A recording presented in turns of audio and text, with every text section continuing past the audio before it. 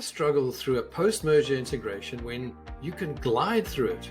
Why deal with the PMI integration challenges when you can overcome them even before they occur?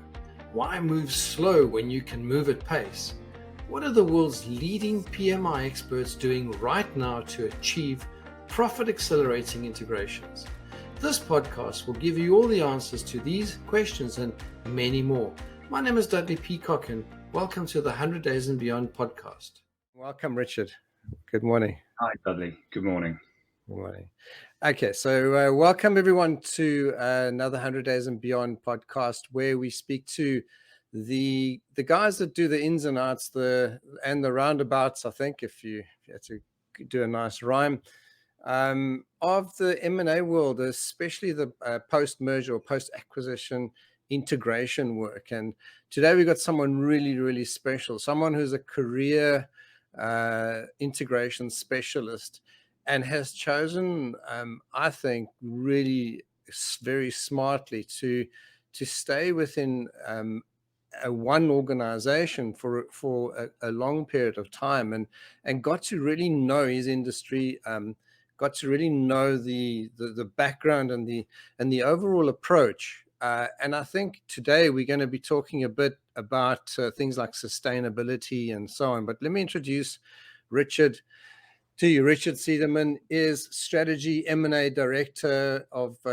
within the FTSC Industries global manufacturing sector. Now, manufacturing as a sector has got its quirks, and it's got its difficulties. And has experienced multiple shifts, I think, during your career, Richard. If I just think about the outsourcing and now things moving back and so on, and different types of materials being used within manufacturing and so on, I think it's going to be an amazing episode. Thank you very much for joining me this morning, and we look forward to a good show, Richard. You're welcome. I'm glad to be here. Glad to be invited.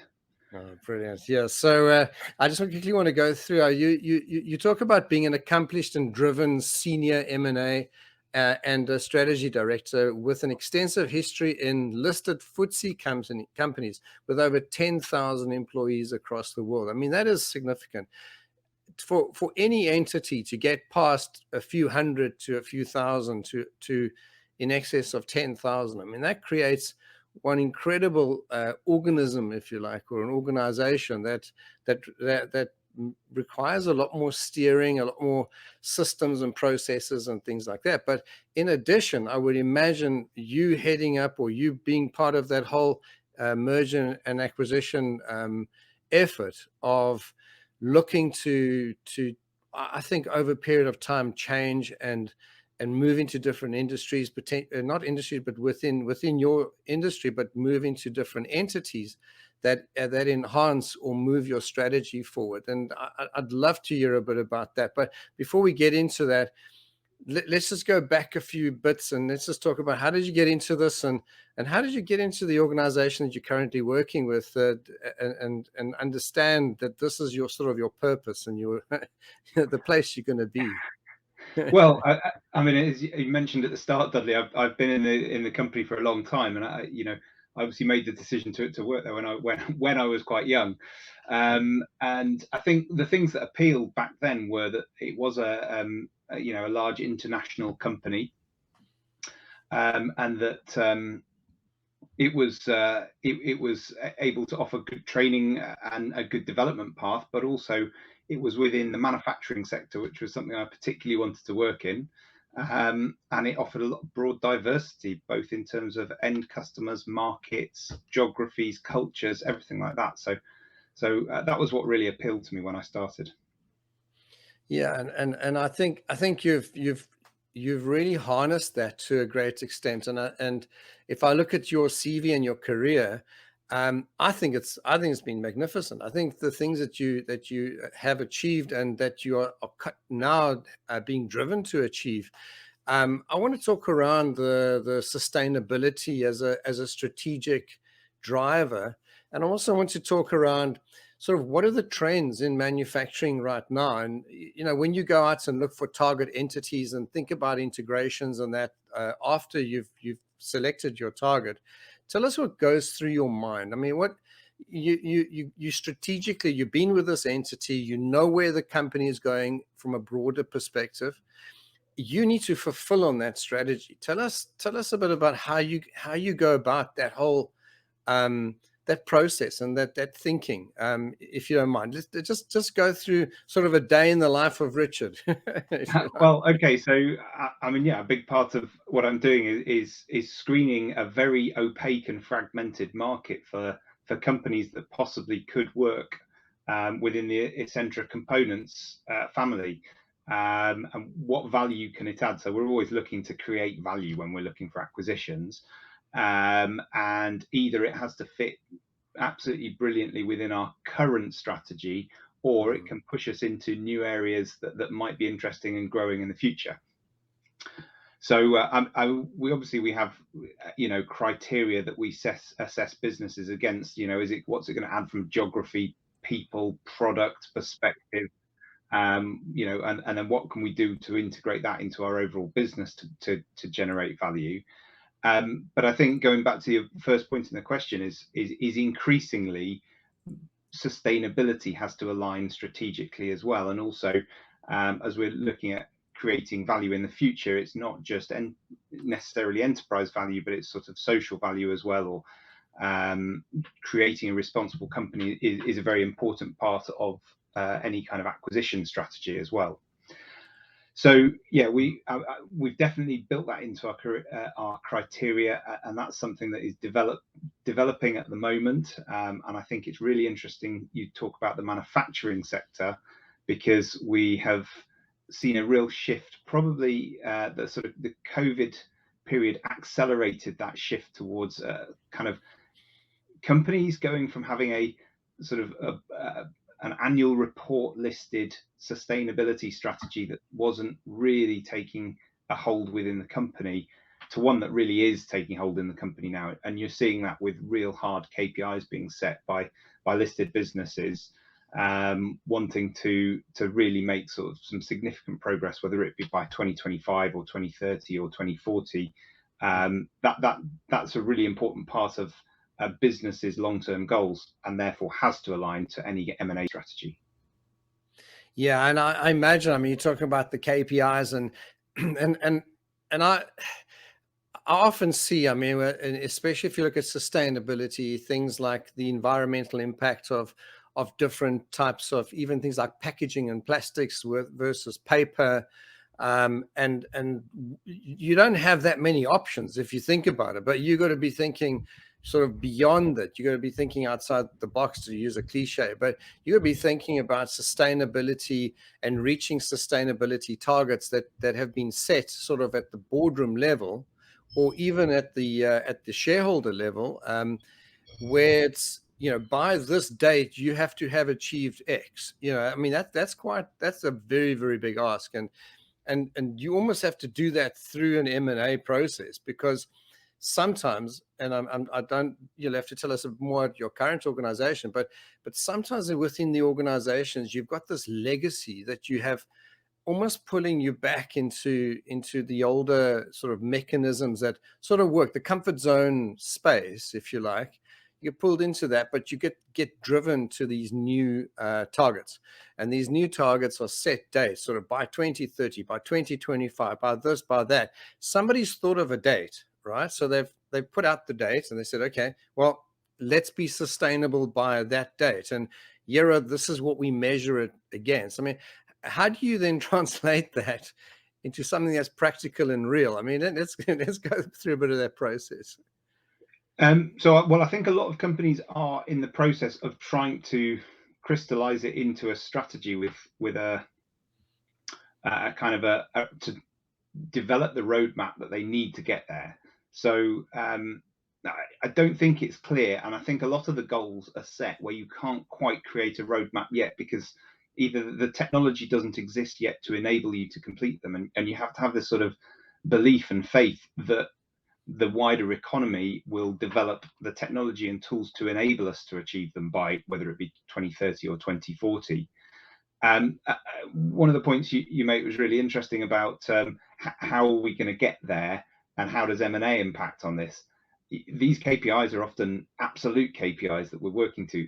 Net zero, that's not a 20% reduction that you can just lob in some M&A that's got a bad background and say we're going to make a 20% improvement, and a 20% improvement is good enough.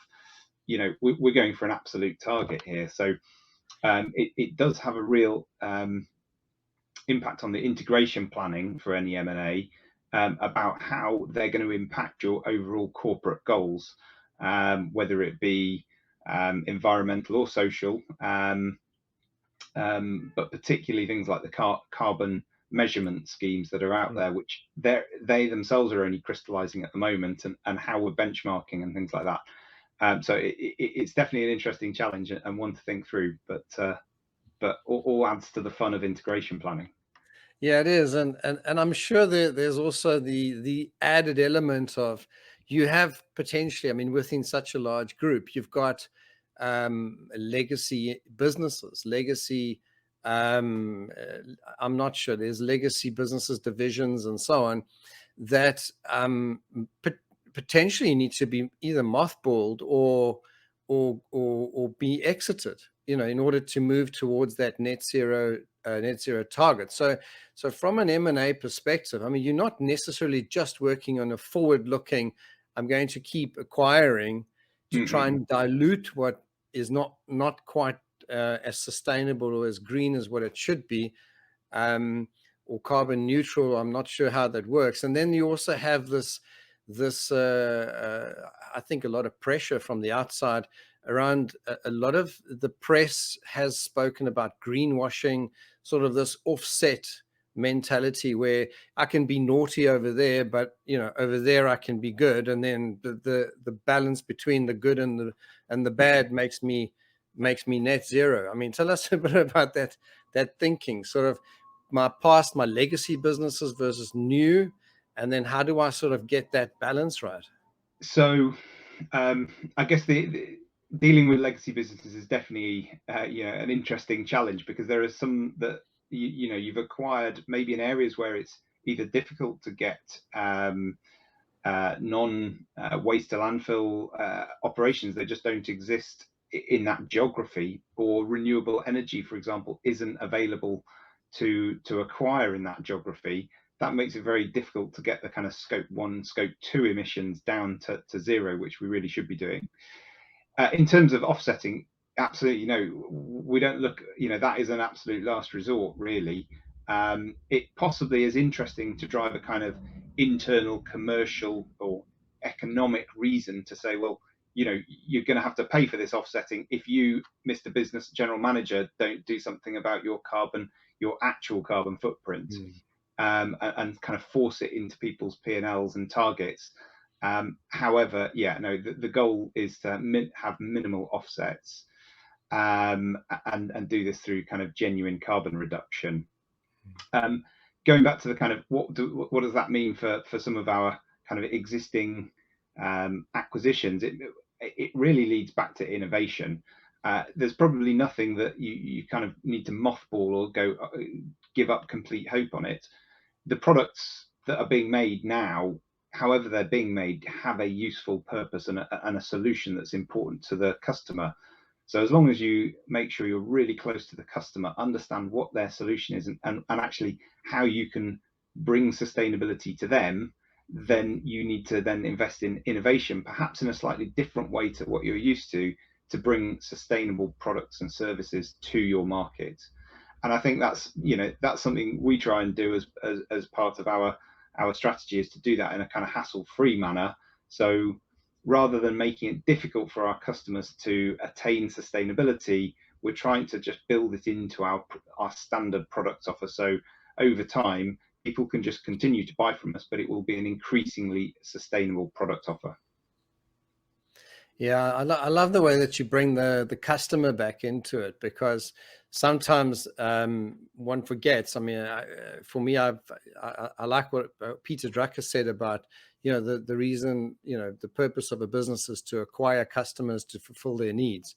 I think when you have such a large entity, one can almost sometimes forget the customer. You get so busy with all the other stuff, and you say, oh, oh shoot, we actually do have some customers to support. And I imagine there's also a bit of a supply chain too. So you've got to be thinking about not just about your current entity, but you've got to be thinking about the customers. So having good conversations with existing clients or customers, looking at new markets and what are possibilities out there, and potential new customers, and then looking up and down the supply chain. I'm sure there are ways in which, instead of trying to do everything within the organization, maybe look towards suppliers supporting that process. I mean, just tell us how that sort of balance. How do you get those conversations? I mean, that's a pretty busy busy environment, I'm sure.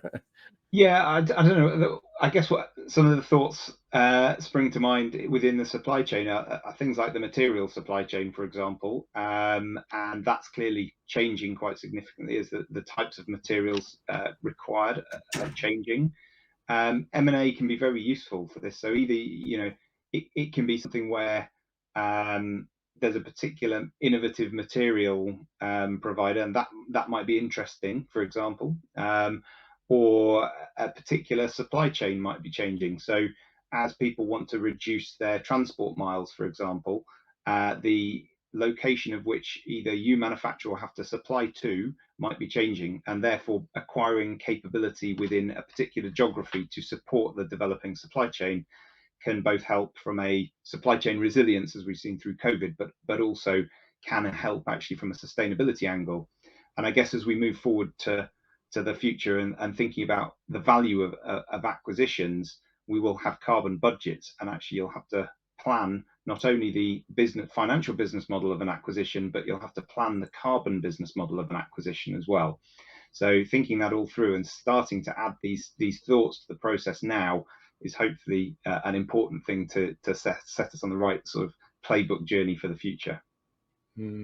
Yeah, and I'm sure those conversations with suppliers and supply chain, to include them in the process, and also to engage them in trying to move towards your targets, but also engaging them in helping them reach their targets. Because I think these days, more so than in the past, it's not an us and them environment. It's together. We need to reach these net zero targets. You can't do it one without the other. So I'm really enjoying that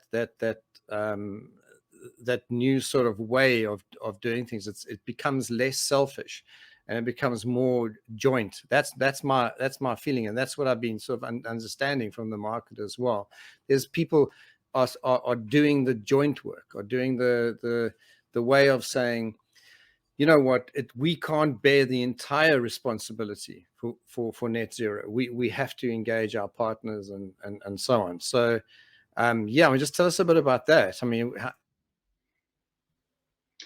well, I mean, I guess it's a case of working with the main suppliers. I think the first bit of analysis is to try and understand what the major impacts are of a particular business, whether it be the business that you have and it's part of your portfolio of recent acquisitions, or it's a business you're looking at in the future.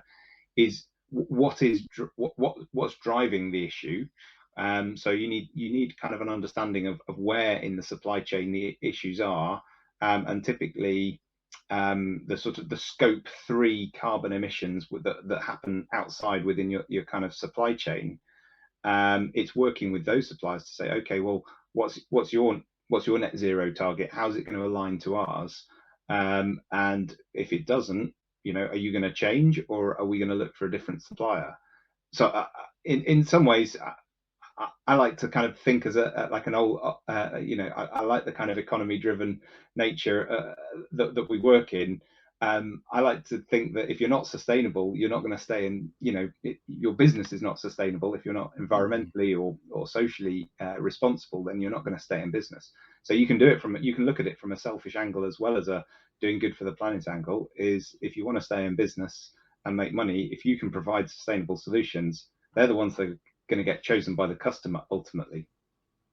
Yeah, and I think if you look at the end user as the final customer, they will drive, I think, probably the behavior of that entire supply chain. Because if you think about it, every buyer within the supply chain is a customer of someone else. I mean, you're a Yeah. customer of your suppliers, and your suppliers are customers of their suppliers, and so on. So it always goes down. I've also heard that it only goes down one level. So these days, especially in terms of the regulations of the carbon emissions and so on, so the ability to report back.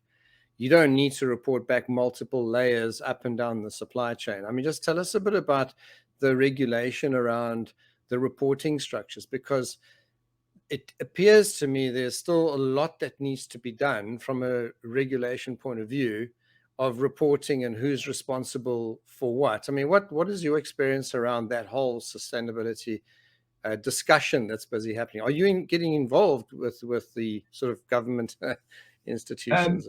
No, so I wouldn't say that we're sort of big enough to really be lobbying the government institutions, but I think there are some. I mean, it's very depending on the geography, and I think that this whole requirement for reporting is evolving at the moment. There are a number of sort of widely recognised but not official accolades that you can work towards to demonstrate your kind of progress in sustainability.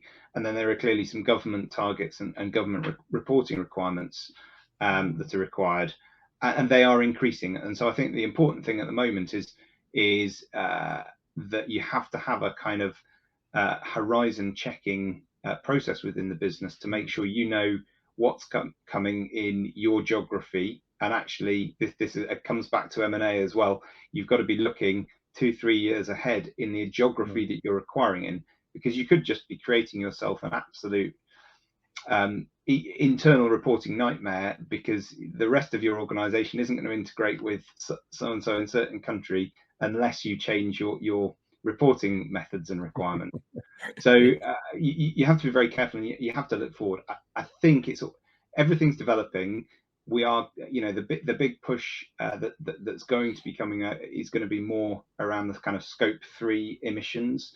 So those within your supply chain.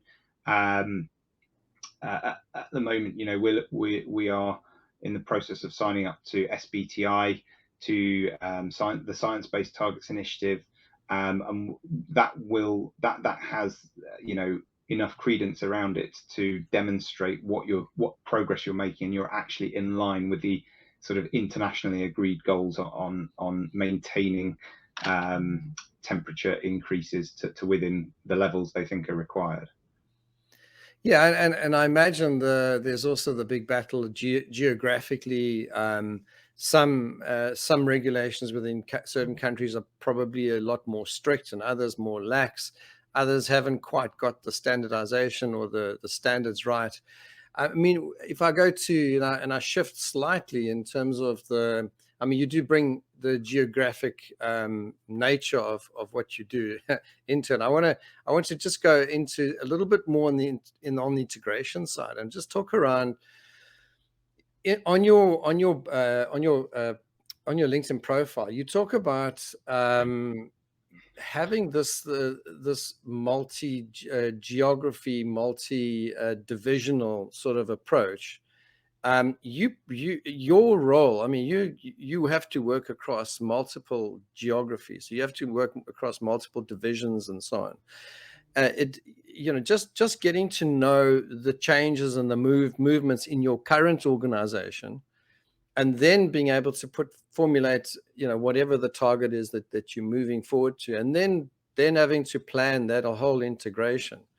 Tell us, do you have a sort of a blueprint that you work according to? Do you have a sort of a methodology that you've worked out? Is there something that you do on a standardized sort of way, or do you have to take each project as something unique, in terms of integration and M&A and that? It's very much standardized, although the standard is developing all the time, I think it's fair to say. So we have a good set of tools that have been tested and reused a number of times. And I think from a but both that helps us get through a kind of a diligence quickly, but also the integration planning in a way that we all know and don't have to do so much rework. I guess with a kind of a big, a footprint across many countries and many often small business units operating, we're always pulling on resource that maybe they've got a full-time day job, and we're asking people to do extra to run a diligence and an integration project. So giving them as many tools as we can to make it easy, and having that kind of structure to provide it clearly makes the whole process much easier. And often, because we're doing it in one country, one year somewhere else, the next month somewhere else, we're often dealing with people in the organization that haven't done M&A in diligence or integration. So it's very often it's a new process for people that they're going through. So a set of tools is absolutely vital to make this kind of process repeatable in different geographies. So yeah, absolutely. I think the big thing is probably the cultural variation, in that you've got a set of tools, and you maybe go in and run an integration planning workshop, and if you do that in the US, it will have one complete cultural flavor, whereas then you run it in China through a COVID period and you're doing it virtually only, it will have a completely different set of cultural expectations, but also kind of flow and feel to how an integration session will work virtually. So I think it's a case of having those tools, but being very adaptable to any local cultural variation, just to make sure you get a plan that everyone's bought into and can work to. Yeah, and how do you? I mean, one of the part of your profile, you talk about cross-regional transformational projects, and this, because for me, when you're doing an acquisition, or when you're doing some kind of transactional deal, I mean, I'm guessing some of the transactions you do are not necessarily always an acquisition. It could be a joint venture. It could be a phased approach in terms of entering a new market. It might be buying one or two businesses and then expanding out from there once you get a better understanding. But if just the transformational part, do you do a lot of training? Do you provide training in that for those teams? Because realistically, if they are not exposed to integrations, or they're not exposed to M&A or due diligence, they already have their day jobs. They already almost, some of them are pushed to the limit as it is in terms of the work they have to do. Now you bring in an additional layer. You're saying you're a whole lot of tools. Let's get going. I'm sure you'll have to cascade a bit of training. You might have to. I'm not sure what term you would use, but you might have to bring in a few champions or super integrators, or whatever you want to call them, and have some pivots within certain departments that you would train and set up and run. Tell us a bit about sort of that those little nuances that people don't get to see, on a day-to-day basis.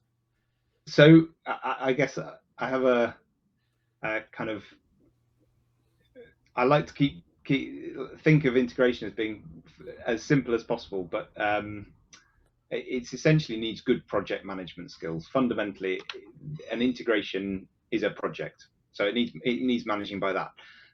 A lot of the nuances are the difference in culture, and the fact that you have to deliver projects with people that you've not worked with before. So yeah, absolutely, it's a combination of I think a really good onboarding experience. So we treat all acquired businesses as though they're new employees. So we go through, we have a structured program to onboard them. We don't just assume that, oh, you work for us now, you must know all our history and everything like that. We actually put them through what was effectively a new employee onboarding process to make sure they get that kind of understanding and experience of the organization.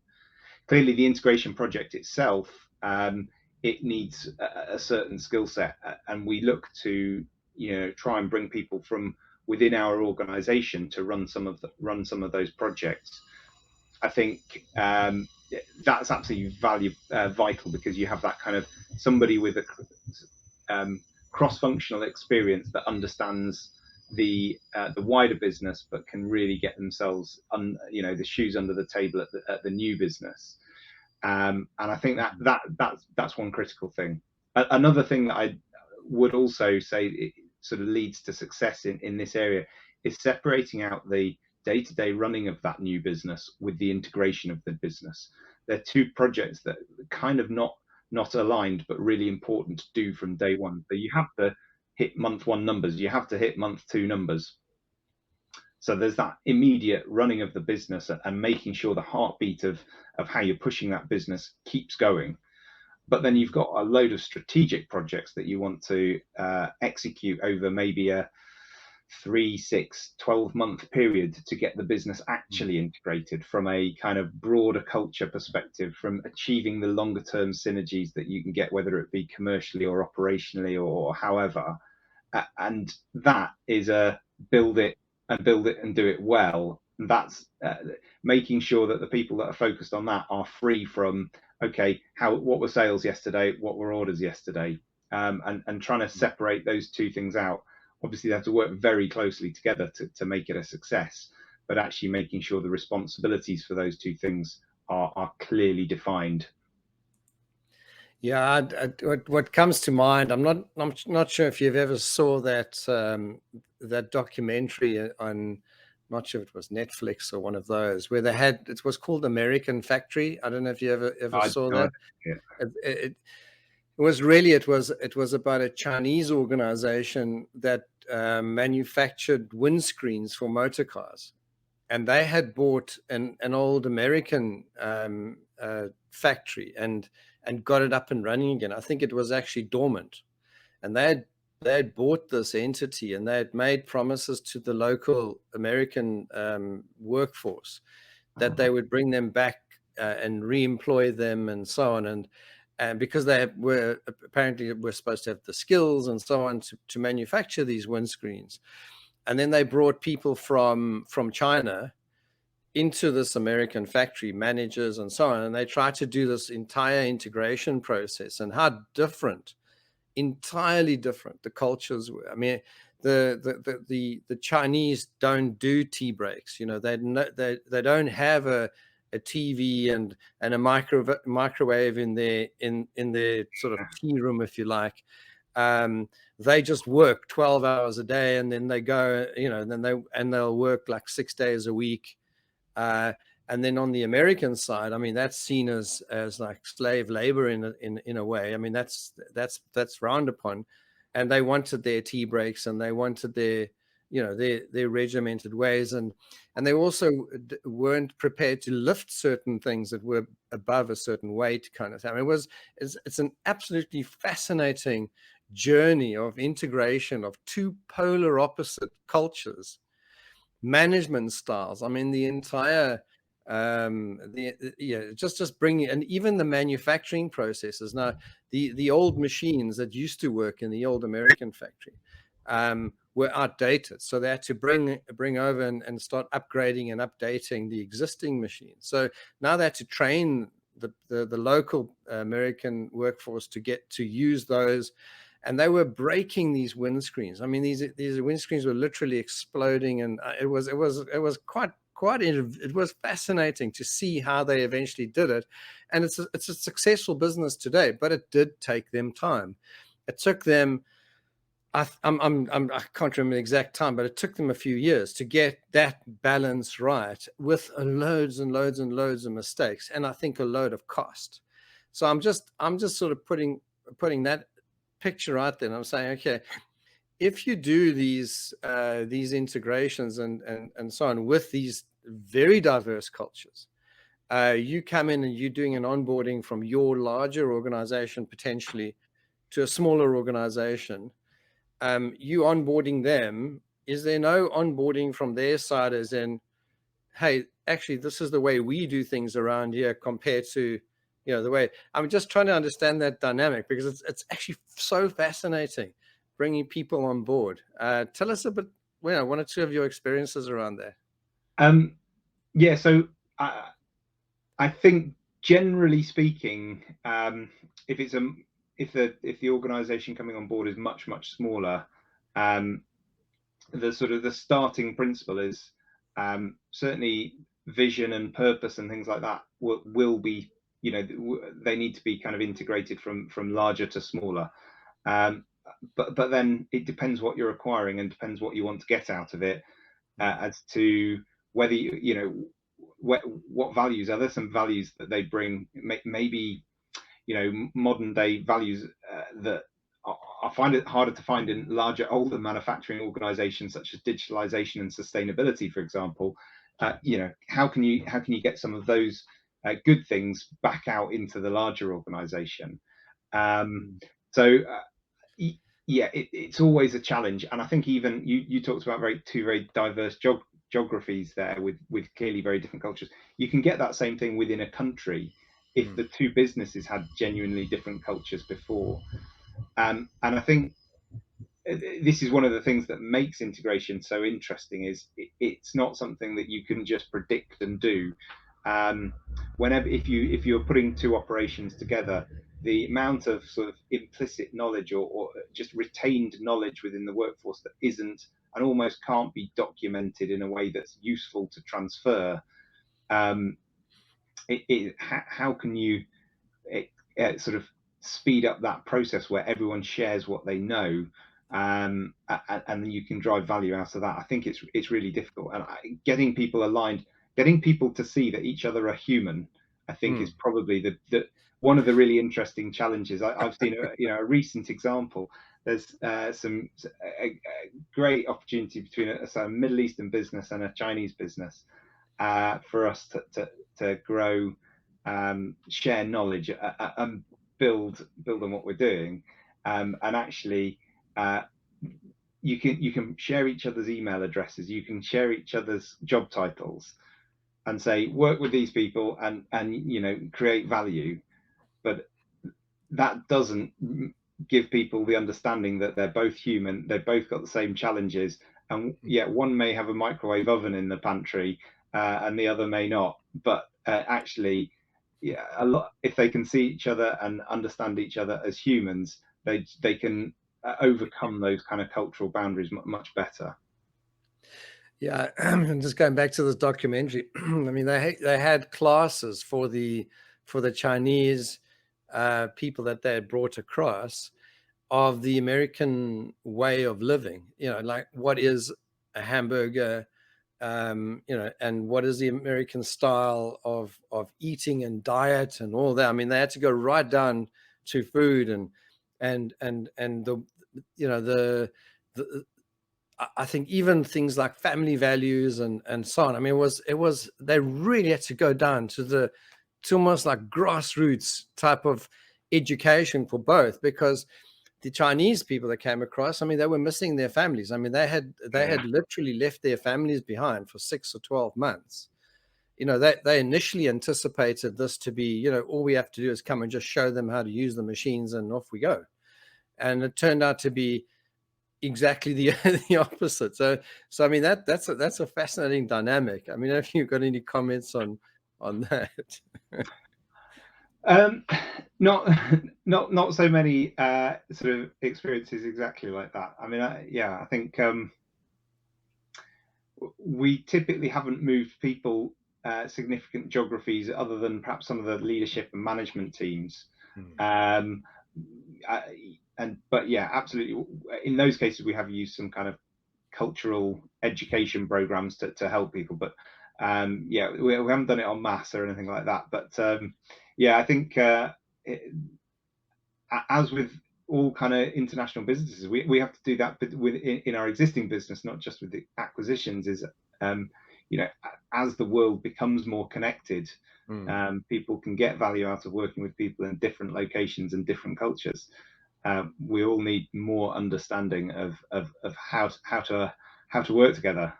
That is generally one of the most fun parts of working in an organization with an international footprint. Yeah, and it's also then language barriers and all that type of thing. You mentioned management and moving management potentially across geographies or into new organizations. How do you get and I imagine this is internal as well, but how do you get the management teams of your current business to be able to still manage their own divisions and departments, etc., to a very high standard, and to get them into an integration space? Because surely the responsibilities just go up, and potentially their concentration or the ability to sort of spread themselves becomes quite a challenge for them. I mean, the concentration, the ability to manage their teams maybe at distance because they might be now elsewhere for a few weeks, a month or two.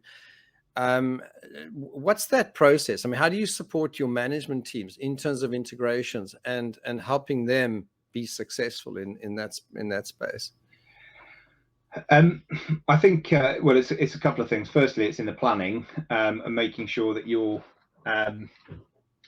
business model is not too thin on the ground for additional resource that you may need to backfill, or make sure in the business model there's resource built into the existing business where you know that you're going to take business out, and don't just pretend that that business can carry on running as it was. The other thing is constantly having acquisitions to integrate is actually a fantastic career development challenge for people. Lots of people get quite excited about an acquisition. They're excited about the confidential nature of it ahead of the kind of go live, and then there's the attention and spotlight on it after the acquisition. So it is a great place if you want to kind of develop your career to undertake a new role. So as people are developing through the organization, you try and use the people that are in the top right of the talent box if you can get your hands on them, because these are opportunities to stretch people. You can leave them with responsibility, give them additional responsibility, take them out of their role, backfill them, put them into a bigger role, give them a cross-functional challenge, something like that. So I think it's generally quite exciting and a good way to be able to keep challenging people and build their careers. Yeah, and I've also noticed that on resumes and CVs or however profile you put forward, I think these days more and more you see executives put forward M&A, post-merger integration, the ability to do those type of things in addition to what would be expected normal for an executive. Normal, I don't know if you can actually say normal, but standard for an executive to be able to do within a particular role. That's an interesting phenomenon, especially the last sort of 5+ years. More and more so, I'm seeing those CVs, those resumes coming through with additional PMI, as in, yeah, I was part of that project. I was part of that project, even though they might not be practitioners. They might have been on the receiving end and saying, look, I've been part of that, of a takeover. I was part of a target entity, and we went through this process. I think that does expand people's minds as well. It's a bit like traveling to a certain extent, but it does broaden your mind. I want to go and just talk a little bit about that cross-functional space around your PMI, because you're a guy that's got massive experience. I mean, in terms of your career at that entity, you'll have so much knowledge of all the different component parts that make up a successful division or successful targets and so on.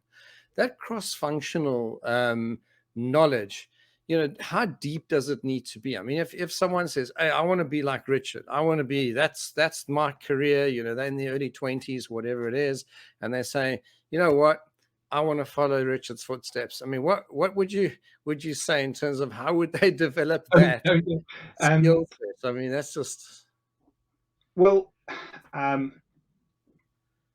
think having an interest in all parts of the business is key, and not pigeonholing yourself into thinking that, I'm in the commercial section or I'm in the operations section. I'm in HR. I think being interested while doing a day job in all the other parts of the business, I think is very important. It's also very interesting. And then looking for roles that keep changing and challenging yourself. I think in some ways I was lucky to do a lot of product work in my early career, which just involved a big part of the end-to-end business, because fundamentally you were responsible for making sure sales of products grew and new products came on board and were introduced and were selling and accelerating. But you had to make sure you'd selected the right supplier, that the warehouse were happy with the packaging, that the systems and IT were all set up, the training was done, and the pricing was set. So it was kind of quite cross-functional anyway in terms of its thinking and its project delivery. So it was probably quite a good area to understand the end-to-end part of the business. And then I guess I probably got a lot of experience through effectively the general management experience of integrating the business out in Malaysia,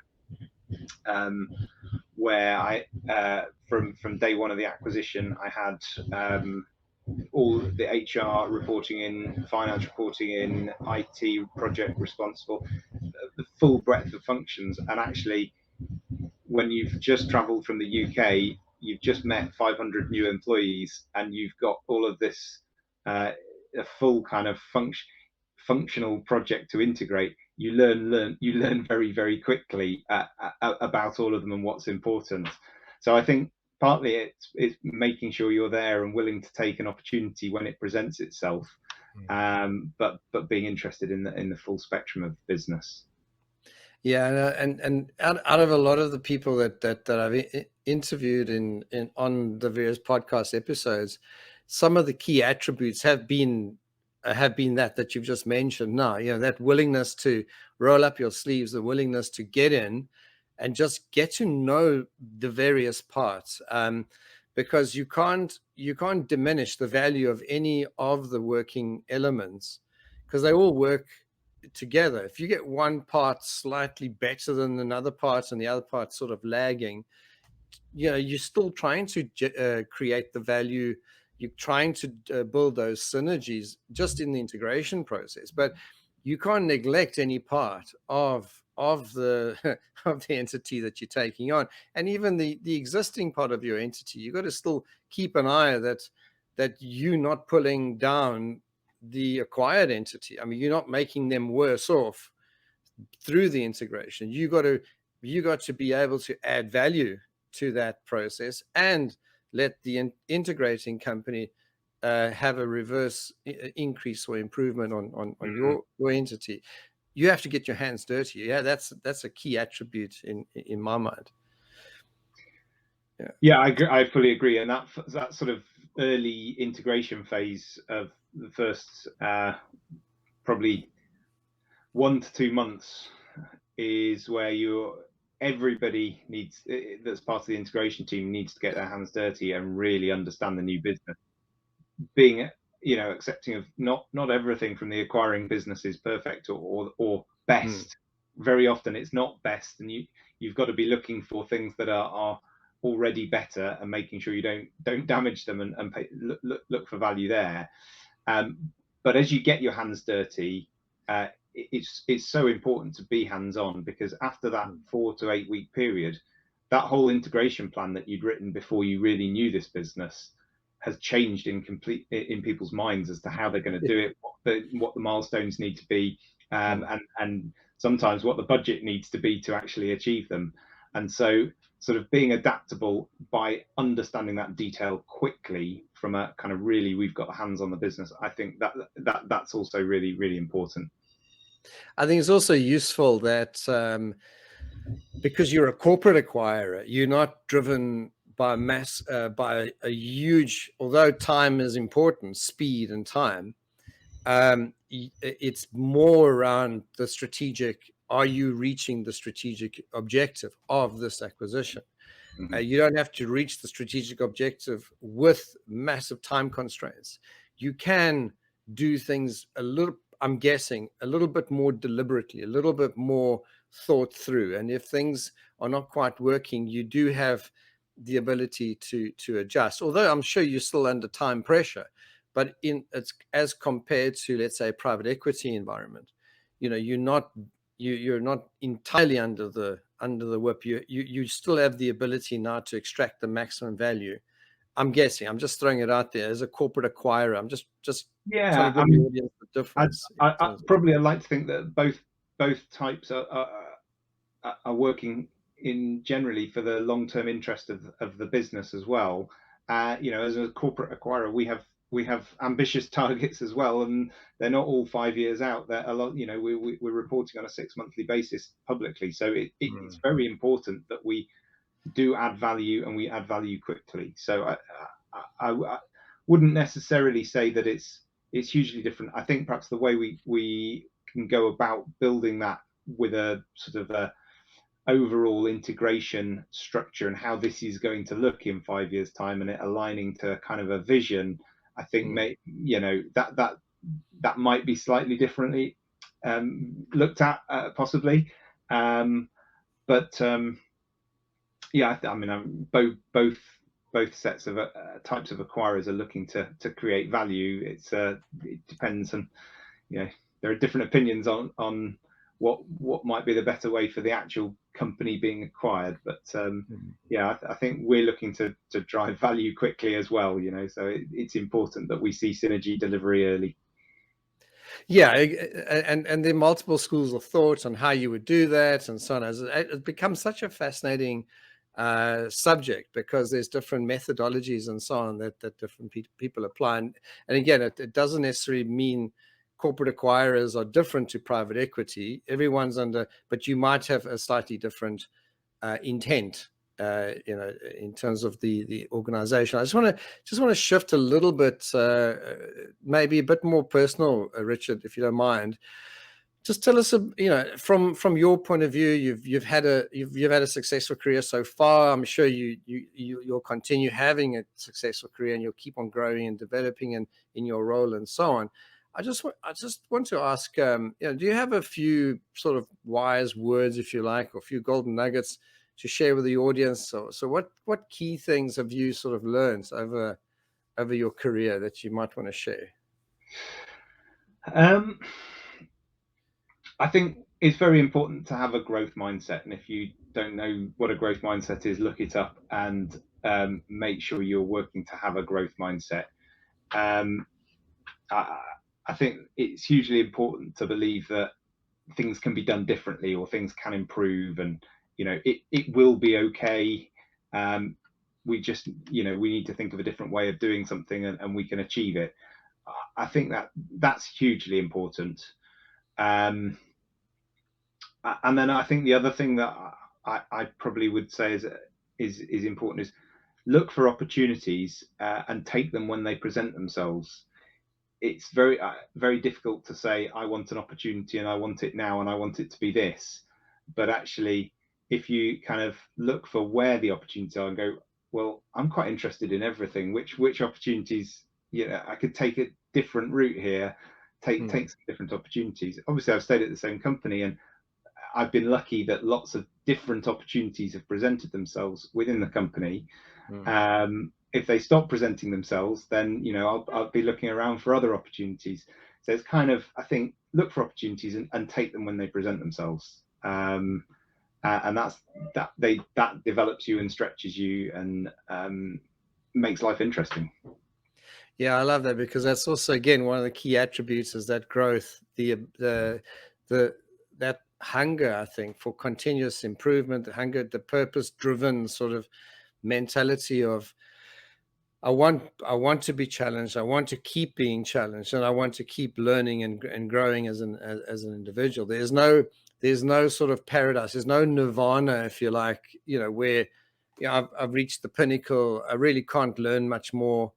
That doesn't happen. I've not seen. There's always one more thing to know and one more thing to do. And I love your concept of growth mindset, and I think that's absolutely spot on. And thank you for that.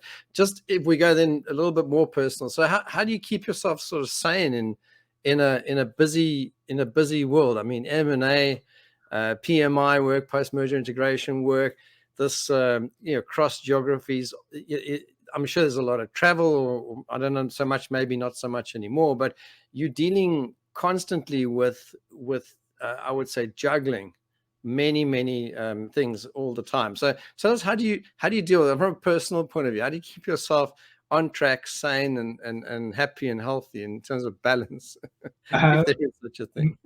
Amazingly, you bring the word up, juggling. I actually enjoy juggling as a pastime, and was just juggling with some old university friends at the weekend.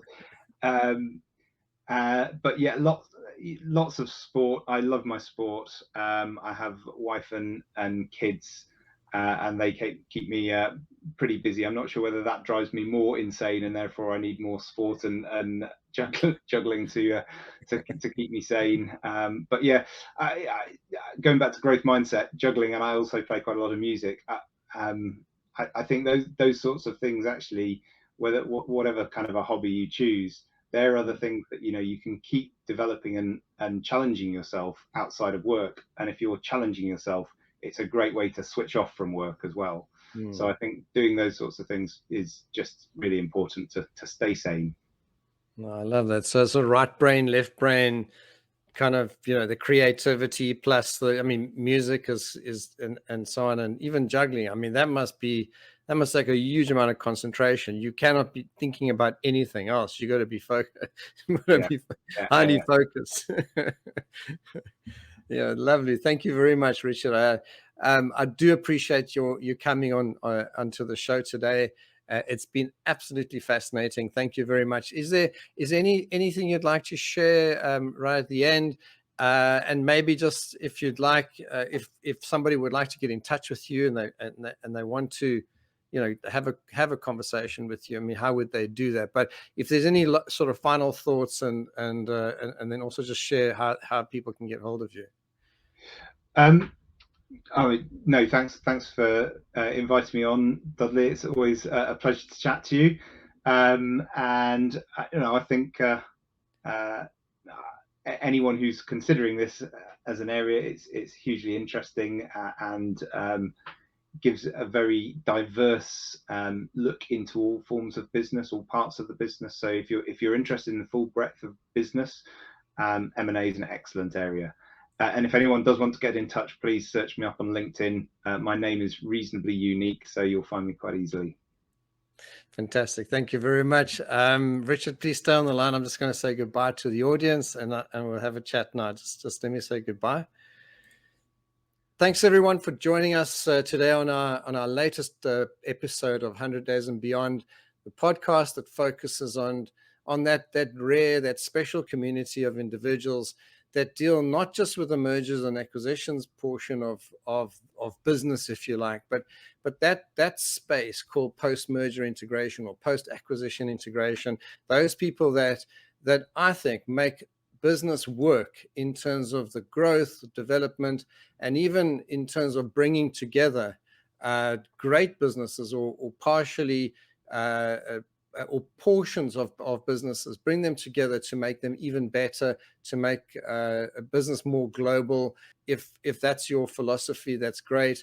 Sometimes it's more regional because we want to boost the regional environment or the regional manufacturing.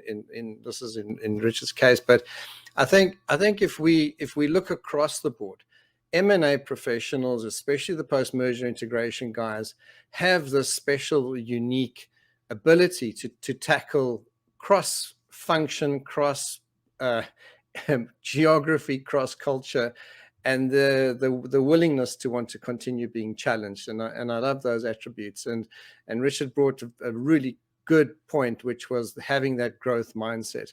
Growth mindset for me is critical if you do want to just enjoy it and really enjoy your challenges and so on in life. So thank you very much. Thanks for joining us.